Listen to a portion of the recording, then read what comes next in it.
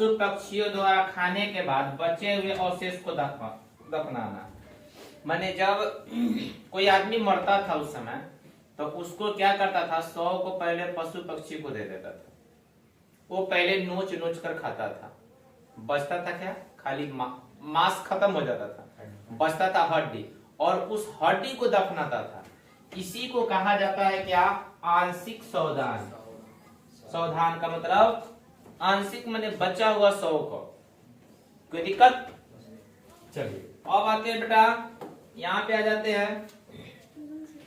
चलिए सबसे पहले यहाँ पे आते हैं कलेश समाधान कर्म। इसमें क्या होता है, दाह के पश्चात, फूकने के पश्चात, खत्म के पश्चात अवशेष किसी कलश में, बर्तन में रखकर दफनाना। इसमें क्या होता था कि सबसे पहले कलेश समाधान का मतलब जिसे जला दिया, जलाने के बाद उसको कलश में डाल लिया और तब फिर उसको दफनाएगा। तो इसी को क्या कहा जाता था बेटा, इसको कलेश समाधान कहा जाता था। ठीक है, देखिए हड़प्पा सभ्यता में चिकित्सा विज्ञान के बारे में बताते हैं हम। सबसे पहले यहाँ पर जड़ी बूटी, फल, वृक्ष, पत्ते आदि को है ना लोग पूर्ण रूप से सेवन करते थे। अगर किसी को कुछ होता था तो ये अंग्रेजी दवा नहीं चलता था उस समय। पेड़ पौधे के जड़, पत्ती, फूल, ये सब को पीस कर दवा बनाकर वो लोग क्या करते थे, औषधि के रूप में प्रयोग करके अपने रोग से वह मुक्त होते थे। ठीक है,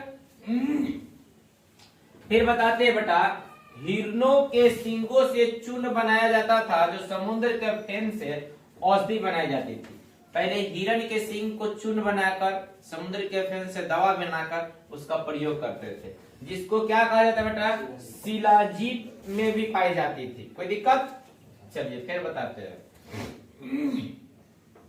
अब हड़प्पा सभ्यता के लोगों का जीवन कैसे चले, इसके लिए उन्होंने क्या किया, सब खेती बाड़ी भी शुरू किया हुआ था, पशुपालन भी किया हुआ था, व्यापार भी किया, कुटीर उद्योग भी किया, माप तोल बाट के बारे में, किलो बटखारा के बारे में वो लोग जानते थे। ठीक है, तो एक एक करके पढ़ते हैं। सबसे पहले खेती, याद रखना है, हड़प्पा सभ्यता के लोग गेहूं की खेती करते थे, मटर की खेती करते थे, खजूर के, कपास के, तरबूजा के, तिल के, राई के, सरसों के, इन सभी के खेती वह करते थे।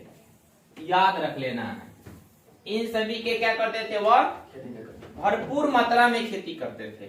माने वो लोग गेहूं को बहुत पहले से जानते थे। हम लोग सुनते हैं कि हम लोग को जनरेशन के पहले का जनरेशन है ना, कि गेहूं लोग को नहीं होता था, कोदो के चावल भात ये सब खाता था। अब बताइए हड़प्पा सभ्यता के लोग पहले गेहूं खाता था, सोचिए कि कितना विकसित था वो।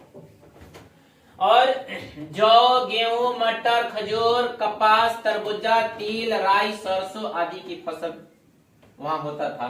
देखिए इनका उत्पादन फावरे से नहीं होता था, लेकिन हल के अवशेष कालीबंगा में मिला है। हल जो होता है बैल वाला, उसका भी अवशेष मिला है। ठीक है, फसल